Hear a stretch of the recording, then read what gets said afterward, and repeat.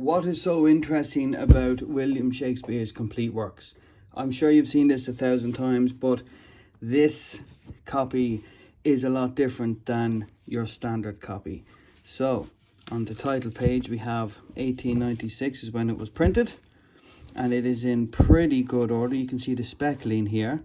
Not foxing, it's actually speckling because it's the whole way around. And that's the same on the other two copies also, the tragedies and the dramas. Now, in 1945, a woman called Kay gave this copy and the other two to Celia, obviously because it says Celia from her godmother Kay. Who was Kay? Who was Cecilia? What were their second names?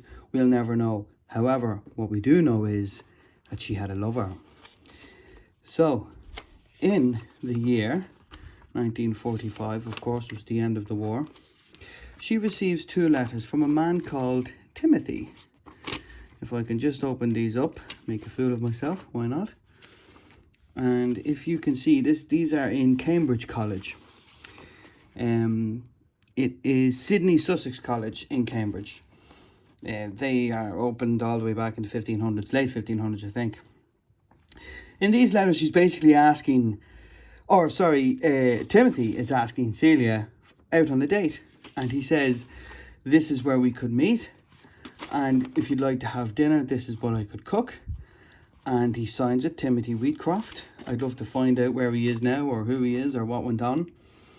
And in this copy here, it's a letter from Tim thanking her for the date and saying how wonderful it was to meet you. I'm on the way to a lecture now, so I'll see you later. And that is all the information we have.